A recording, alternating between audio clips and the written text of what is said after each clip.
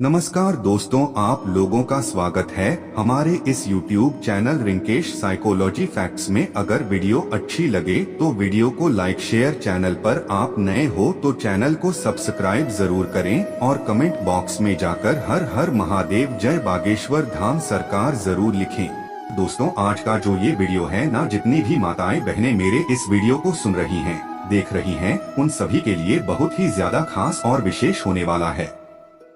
आप सभी को पता है कल है एकादशी का दिन और ये है फागुन मास की विजया एकादशी। आपको इस दिन फागुन सुधा वाला उपाय करना है। अगर आपके जीवन के दुख खत्म होने का नाम नहीं ले रहे हैं, एक के बाद एक कष्ट, एक के बाद एक तकलीफ आते ही रही है, आपकी कोई मनोकामना पूरी ही नहीं हो रही है, महादेव जी से कह कह करके थक चुके हो ना, तो इस फागुन सुधा वाले उपाय को कल एकादशी के दिन करना मत भूलिएगा। आपकी जो भी कामना होगी ना, निश्चित पूरी होगी, ये निश्चिंतता है। पूज्य गुरु जी की कथा से सुन करके और समझ करके पूरे उपाय को बड़े ही विस्तार से बताऊंगा, परंतु उससे पहले आप सबसे एक छोटी सी प्रार्थना की जो लोग पहली बार आए हैं, चैनल को सब्सक्राइब जरूर कीजिएगा और वीडियो को लाइक करके देव आदि देव जी का कोई सा भी प्यारा नाम कमेंट बॉक्स में लिखना मत भूलिएगा। इस पूरे वीडियो के अंदर हम 3 महा उपायों के बारे में बात करेंगे जो कि आपके जीवन के सारे दुखों को खत्म करेगा। आपके घर में अगर धन नहीं आ रहा है, धन से संबंधित किसी भी तरीके की समस्या है, उसे खत्म करेगा।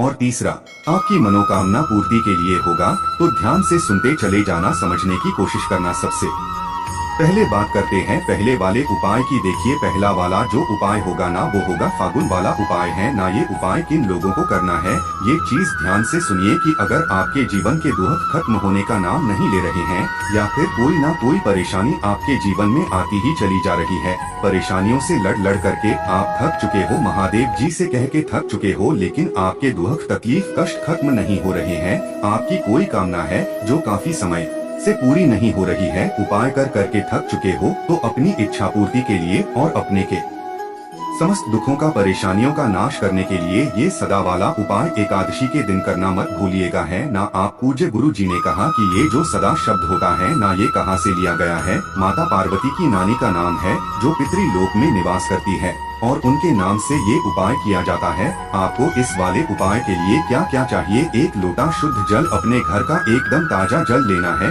पुराना जल आपको बिल्कुल भी नहीं लेना है। 1 लोटा शुद्ध जल और दीपक मात्र, इसके अलावा आपको और कुछ नहीं चाहिए। जो एक दीपक आप तैयार करोगे, इस दीपक के अंदर आप लगाओगे गोल बाती है ना, गोल बाती, और इसके अंदर भरोगे आप गाय का घी। देखिए, आप महादेव जी की शिवलिंग पर हर रोज जल चढ़ाते रहो, ठीक है ना, उस चीज का फल तो आपको मिलता ही है। साथ ही साथ एकादशी के दिन इस सुधा वाले उपाय को करने से आपके जीवन के समस्त दुखों का नाश हो जाता है और जिस कामना से जीव इस उपाय को करता है ना, पूरी होती है। 1 दीपक और 1 जल का पात्र 1 लोटा तांबे के कलश में लेकर के पहुँच जाना बाबा के मंदिर शिवलिंग के पास। किसी भी समय चले जाना। एकादशी के दिन जैसे ही आप यहाँ पर पहुँचोगे, उत्तर दिशा नॉर्थ डायरेक्शन की तरफ मुंह करके आपको खड़े हो जाना है और खड़े हो जाने के पश्चात ध्यान से सुनिएगा, दीपक आपको अभी प्रज्वलित नहीं करना है। आपके हाथ में जो 1 लोटा शुद्ध जल है ना, उसे आपको अपने दोनों हाथ उस 1 लोटा शुद्ध जल को लेना है ना, और पंचाक्षरी मंत्र या षडाक्षरी मंत्र का स्मरण करते हुए आधा लोटा जल शिवलिंग पर समर्पित करना है।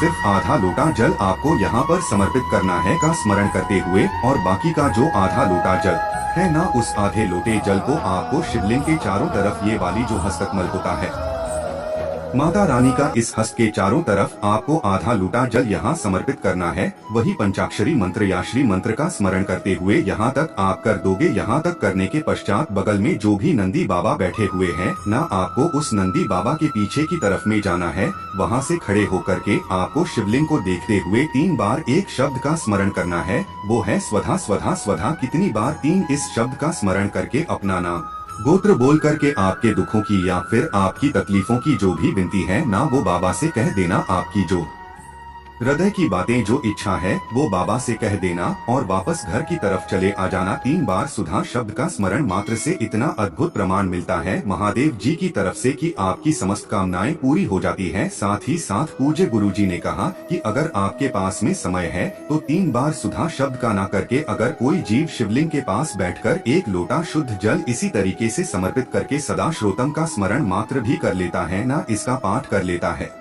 जिसके अंदर 12 श्लोक होते हैं ना। तो इस पाठ को करने मात्र से एकादशी के दिन आपको 100 बार श्राद्ध करने का और सभी तीर्थों में स्नान करने का पुण्य फल प्राप्त होता है, वो जीव उतर जाता है। इसी तरीके से होता है जो कि ब्रह्मा जी के रचित के द्वारा रचित श्रद्धा स्रोत है। मैंने यहाँ पर एक छोटा सा पाठ आपको बताया है, इंटरनेट से डाउनलोड करके एक बार 1 लोटा शुद्ध जल किसी भी एकादशी के दिन चढ़ा करके और इस श्रद्धा श्रोतम के 12 श्लोकों का स्मरण करके मात्र आ जाइएगा, आपकी समस्त कामनाएं पूरी हो जाती है। और जब आप मंदिर से बाहर की तरफ निकल करके आएंगे ना, तब बाबा की शिवलिंग पर आपको ने जो एक दीपक लगाया है, उस एक दीपक को बाबा की शिवलिंग की जो चौखट है, उस चौखट पर आपको करके आना है। कोई ना कोई चावल के दाने, गेहूं के दाने आसन के तौर पर यहाँ पर जरूर लगाना। बड़ी से बड़ी मनोकामनाएं पूरी होती है। इस छोटे से उपाय से बात कर लेते हैं दूसरे वाले उपाय की। ये जो दूसरा वाला उपाय है ना, ये किसके लिए है? ये है आपके घर में धन की वृद्धि के लिए। देखिए, एक होता है धन की स्थिरता लाना, एक होता है धन की वृद्धि होना। यानी कि अगर आपके घर में धन की वृद्धि नहीं हो रही है ना, धन आ रहा है उतना ही खर्चा हो रहा है। पहले के साथ जितना कमाया था अभी भी आप उतना ही साल कमा रहे हो, यानी कि धन में वृद्धि नहीं हो रही है। वृद्धि करनी है ना, तो धन संपदा की वृद्धि के लिए है ना, इस वाले उपाय को किया जाता है। आपके घर में सदैव संपदा बढ़ती रहती है, आपका वैभव सदैव बढ़ता रहता है, केवल इस छोटे से उपाय से, जो कि सिर्फ और सिर्फ एकादशी के दिन किया जाता है। आपको लेने होंगे इस तरीके से चावल। कितने लेने हैं? एक जो छोटी वाली कटोरी होती है ना, उस एक छोटी वाली कटोरी के बराबर आपको चावल हैं। आप वो जो धोना होता है कागज का, उस धोने के अंदर भी आप चावल ले सकते हैं। इसी के साथ में आपको चाहिए होगी मात्र एक बेलपत्र, जो कहीं से भी खंडित ना हो। कोई सा भी उपाय करो या ना करो, इस वाले उपाय को जरूर कर लीजिएगा कल एकादशी के दिन, ठीक है। एक बेलपत्र चाहिए और आपको चाहिए होगी दूर्वा। अब दूर्वा लेने का जो क्रम पूज्य गुरु जी ने बताया, या तो आप 1 दूर्वा ले लो, या 3 ले लो, या 5 ले लो, या 7 ले लो, ऐसा नहीं है। आपने मन से कितनी भी उठा करके आपने रख दी, इसका भी एक क्रम होता है। ध्रुवा लेने का क्रम 1, 3, 5, 7, 11 में होता है। आप ज्यादा से ज्यादा कुछ नहीं, एक दूर्वा ले लीजिए बस। और इसी के साथ में आपको चाहिए होगा एक सफेद फूल। कौन सा सफेद फूल लेना है? कोई सा भी नहीं, एक सफेद फूल आपको लेना है। गलती से भी केतकी का मत ले लेना। जो लोग मेरी वीडियो को निरंतर देखते हैं उन सबको पता है, केतकी का फूल तो पूजा के अंदर लेना ही नहीं है। जो सफेद फूल मिल जाए इसके अलावा वो ले लेना। अब जो आपने कटोरी ली है ना, इसी कटोरी के आपको क्या करना है, एक बेलपत्र रख देना है। इसी के ऊपर आपको एक दूर्वा रख देनी है, और दूर्वा रखने के बाद इसके ऊपर ही आपको एक सफेद फूल रख देना है।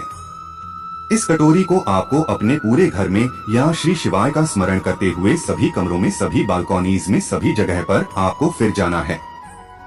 इस कटोरी को अपने दोनों हाथों में लेकर के फिर जाओगे, और फिर जाने के पश्चात इसे उठा करके कहाँ पर रख देना है? आपके घर में जहाँ पानी पीने का स्थान होता है, परिंदा, उस परिंदे के पास में इसे रख देना। कब करोगे? सुबह या दिन में इस उपाय को कर लेना। शाम को भी अगर आप करते हो ना, तो थोड़ी सी देर के लिए आपको ये वाला काम कर लेना है, ठीक है ना। जिसके ऊपर आपने बेलपत्र रखा है, दूर्वा रखी हुई है, सब कुछ इसी के ऊपर रखा हुआ है, फूल भी, और इसी के सम्मुख में आपको एक दीपक प्रज्वलित कर देना है। गाय के घी का गोल बत्ती का दीपक यहाँ प्रज्वलित कर दिया थोड़ी सी देर तक। जब तक ये दीपक यहाँ पर जल, तब तक कम से कम इसी कटोरी को यहीं पर रखे रहने देना। उसके पश्चात जब ये दीपक बुझ जाए, हो जाए पूरा, उसके पश्चात इसी एकादशी के दिन ही आपको ये कटोरी को उठाना है और 1 लोटा शुद्ध जल लेकर के पहुँच जाना बाबा के मंदिर शिवलिंग के पास में। उत्तर दिशा, नॉर्थ डायरेक्शन की तरफ मुंह करके खड़े हो जाना। सबसे पहले 1 लोटा शुद्ध जल देव आदि देव महादेव जी की शिवलिंग पर समर्पित करना। नमः शिवाय, श्री शिवाय नमस्ते मंत्र का स्मरण करते हुए उसके पश्चात जो कटोरी के अंदर आपने एक बेलपत्र, एक दूर्वा है ना, और एक सफेद फूल लिया है, उन्हें अपने दाहिने हाथ में लेना। इन सभी तीनों चीजों को अपने दाहिने हाथ में लेना। अपना नाम, गोत्र और धन की कामना करते हुए बाबा की शिवलिंग के शीर्ष पर इन तीनों चीजों को आपको समर्पित कर देना है। ध्यान रखना, चावल आपको यहाँ पर समर्पित नहीं करने हैं, केवल आपको इन तीनों चीजों को शिवलिंग के सीड्स पर समर्पित करके चले आ जाना। जो चावल के दाने बचे हैं ना, उन चावल के दानों को लेकर के और किसी भी स्थान पर आपको डाल देना है कि जो पक्षी होते हैं वो उन चावल के दानों को चुगले। एक एकादशी करके देख लीजिएगा, अगली एकादशी तक आपके घर में धन की आवक होना स्टार्ट हो जाएगी। पूज्य गुरु जी का बहुत ही अद्भुत और उपाय है, जरूर कीजिएगा। अब बात कर लेते हैं तीसरे वाले उपाय की। ये जो तीसरा वाला उपाय है ना, देखिए किन लोगों के लिए है। अगर आपके घर में क्लेश बहुत ज्यादा होता है, घर में सुख शांति समृद्धि बिल्कुल भी नहीं है। अब इसका प्रमाण कैसे मिलता है? देखिए, आपके घर में कभी कभी क्लेश हो जाता हो, आपको लगता है कि आपके घर पर किसी ने कोई बुरी नजर डाली है ना, बुरी नजर या फिर किसी ने हाय लगा दी है, आपके घर की खुशियां खत्म हो गई है, या फिर किसी ने अभिचार कर्म जो गुरुजी ने शब्द बोला है ना, ये अभिचार कर्म क्या होता है कि किसी ने जादू टोना कर दिया हो। ठीक है, तो इसका प्रमाण आपको कहाँ पर देखने के लिए मिलता है? आपके घरों में ही। कि आपके घर में क्या होता है ना कि तुलसी का पौधा सूखने लगता है, और जिसके घर में तुलसी का पौधा सूखने लगता है, समझ लो उस घर में नकारात्मक शक्तियाँ बहुत ज्यादा है। उस घर में सुख शांति समृद्धि ज्यादा समय तक नहीं टिकी रह सकती है। तो आपको अपने घर की सुख शांति समृद्धि के लिए इस वाले उपाय को करना है। एकादशी के दिन आपके घर की कोई भी स्त्री इस उपाय को कर सकती है। आपको लेना होगा इस तरीके से दही। अब ये दही लेने का क्रम क्या है? आपको इस तरीके से 7 दोने अलग तैयार करने हैं। 7 दोने इस तरीके से आपको अलग अलग जो कागज के होते हैं ना, आप उनको भी ले सकते हो। 7 दोने अलग अलग तैयार करना। सभी के अंदर थोड़ा थोड़ा सा आपको दही भर लेना है। सभी के अंदर आपको थोड़ा थोड़ा सा दही भर लेना है। और इसी के साथ में आपको लेने होंगे 7 तुलसी के पत्ते। अब तुलसी के पत्ते आपको तुलसी जी से तोड़ना नहीं है, तुलसी जी के गमले के पास में जाना है। नीचे की तरफ में जो भी तुलसी जी के पत्ते पड़े हुए हैं ना या डले हुए हैं, आप में से 7 पत्ते उठाना है और एक एक तुलसी का पत्ता हर एक कटोरी के अंदर आपको डाल देना है। एक एक तुलसी का पत्ता इसमें भी, इसमें भी, इसमें भी, इसमें भी, सभी में एक एक तुलसी का पत्ता डाल देना है। और एकादशी के दिन 7 सौभाग्यवती जो नारियां होती हैं, सौभाग्यवती यानी कि जो प्रतिवर्ता होती है ना, सुहागिन महिलाएं होती हैं, उन 7 सौभाग्यवती स्त्रियों को आपको ये 7 कटोरियों को दान में देना है ना, उनसे कामना करनी है। और कामना करने के पश्चात में से किसी के भी घर में से आपको क्या करना है, एक छोटा सा तुलसी जी का पौधा घर में लेकर के आना है और उसे अपने गमले में लगा देना है। वो तुलसी जी का पौधा जैसे ही आपके घर में आएगा ना, आपके घर से सारी की सारी नकारात्मक शक्तियाँ दूर हो जाएगी और वो वाला तुलसी जी का पौधा आपका हरा भरा भी निकलेगा। इसका अर्थ ये है कि आपके घर से जितनी भी नकारात्मक शक्तियाँ थी वो सारी खत्म हो चुकी है। पूज्य गुरुजी के सभी उपाय बहुत ही ज्यादा खास और विषय से जरूर कीजिएगा। वीडियो अगर पसंद आए तो लाइक